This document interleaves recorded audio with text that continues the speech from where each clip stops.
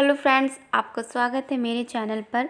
आज मैं आपको सुनाऊंगी कर्मों का फल, भक्ति की शक्ति। कहानी बहुत ही ज़्यादा इंटरेस्टिंग और ज्ञानवर्धक है, तो कोई भी कहानी को बीच में छोड़ के मत जाना, वरना आपको समझ में ही नहीं आएगी। अगर आपको सुननी है तो पूरी सुनना, अदरवाइज़ आपको समझ में ही नहीं आएगी। और कहानी शुरू होती है नारद जी के विचारों से। नारद जी धरती पर रहने वाले लोगों को देखते हुए स्वर्ग में विचरण कर रहे थे। धरती पर रहने वाले लोगों के कर्म को देखकर नारद के मन में कर्मों के फल और पाप के दंडों को लेकर विचार आए। अपने यह विचार लेकर वह ब्रह्मा जी के पास जाते हैं और ब्रह्मा जी से पूछते हैं, हे ब्रह्मा जी, यदि बुरे कर्म करने वाला इंसान अच्छे कर्म करने लग जाए तो क्या वह अपने पापों से मुक्त हो सकता है? तब ब्रह्मा जी ने नारद जी के इन सवालों का जवाब देते हुए कहते हैं कि हाँ भी और नहीं भी।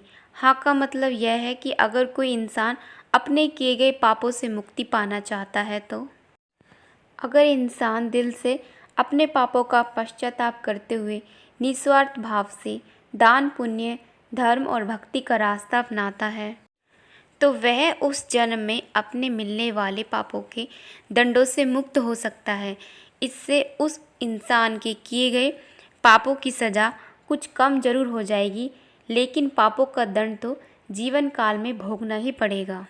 पूरी श्रद्धा से की गई भगवान की शक्ति और भक्ति, निस्वार्थ भाव से अपनाया गया दान, पुण्य, धर्म और भक्ति में इतनी शक्ति होती है कि इंसान मोक्ष तक को प्राप्त कर सकता है।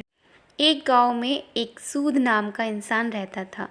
वह गलत लोगों की संगत में आ जाने की वजह से डाकू बन गया था। वह लोगों को मारकर अक्सर उनका धन लूट लेता था। एक दिन डाकू जंगल से होता हुआ सड़क की ओर जा रहा था कि अचानक एक नाग नागिन का जोड़ा डाकू के रास्ते में आ जाते हैं। डाकू को देख नाग नागिन अपनी रक्षा के लिए फन फैला लेते हैं। डाकू घबरा जाता है और अपनी बंदूक उन नाग नागिन पर तान देता है। यह देख नाग नागिन क्रोधित हो जाते हैं और उस डाकू पर हमला कर देते हैं। डाकू अपनी जान बचाने के लिए 2 कदम पीछे हटता हुआ नागिन पर गोली चला देता है। यह देख नाग डाकू पर तेजी से हमला करता हुआ डाकू की बंदूक पर चिपक जाता है। डाकू अपनी बंदूक को कहीं दूर फेंक देता है और वहां से भाग निकलता है। भागते भागते डाकू सड़क पर पहुंच जाता है। वहीं दूसरी तरफ उसी रास्ते से एक औरत और उसके साथ उसका 11 साल का बेटा भी था। वो दोनों घर की तरफ जा रहे थे। अचानक डाकू भी वहीं आ जाता है। डाकू को देख माँ बेटा घबरा जाते हैं। डाकू औरत के करीब जाता है और बलपूर्वक उस औरत से उसके गले में टंगा सोने का हार खींच लेता है। अब औरत अपने और अपने बच्चे की जान की रक्षा के लिए उस डाकू से दया की भीख मांगती है। लेकिन डाकू इतना क्रूर स्वभाव का था कि वह अक्सर जिस किसी को भी लूटता तो वह उसे मार भी डालता था। इसलिए डाकू पर उस औरत की बातों का कोई असर नहीं होता और वह उस औरत को तेज धार चाकू मारकर बुरी तरह से घायल कर देता है। यह देख बच्चा क्रोध से तिलमिला उठता है और पत्थर उठाकर जोर से डाकू के सर पर दे मारता है। डाकू के सर से खून निकलने लगता है। डाकू उस बच्चे को भी चाकू से मार देता है और वहां से भाग जाता है। चीख चिल्लाहट को सुन आसपास के गांव के लोग वहां पहुंचते हैं। वो उस महिला और बच्चे को तुरंत हकीम के पास ले जाते हैं। माँ और बेटा दोनों बच जाते हैं। उधर डाकू भाग हुआ फिर से जंगल की तरफ चला जाता है। बहुत थक जाने की वजह से डाकू वहीं आराम करने लगता है।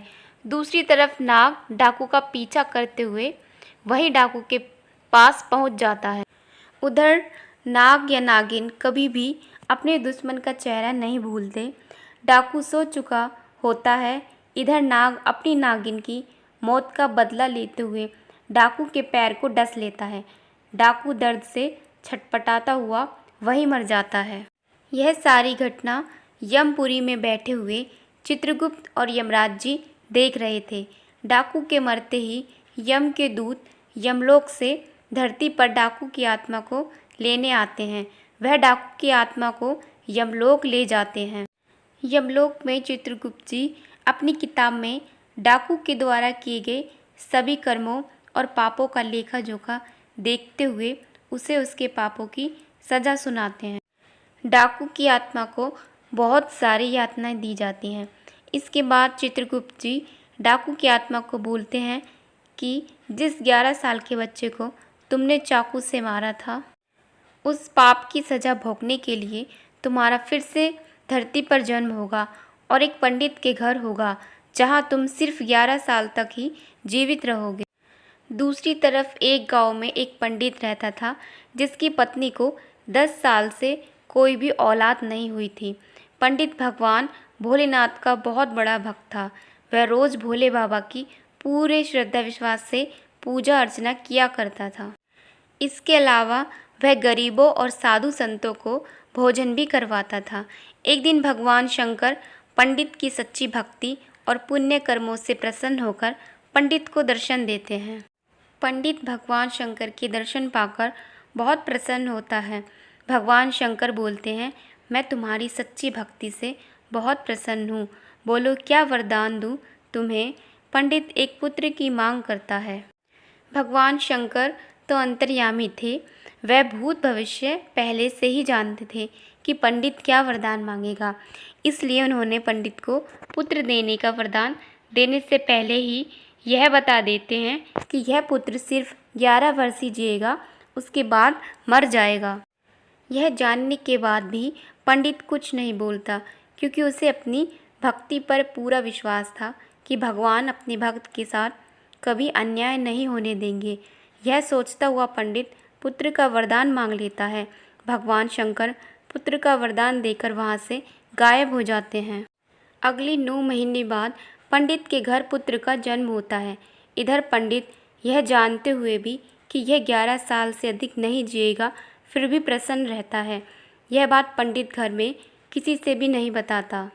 यह वही डाकू है जिसने 11 साल के बच्चे को चाकू से मारा था और अब एक पंडित के घर पैदा हुआ, जो कि सिर्फ 11 साल ही जिएगा। इधर पंडित अपने बेटे को धर्म, कर्म, पूजा, भक्ति की सभी शिक्षाएं दे देता है। पंडित अपने बेटे का नाम शंकर रखता है। देखते ही देखते दिन बीतते गए।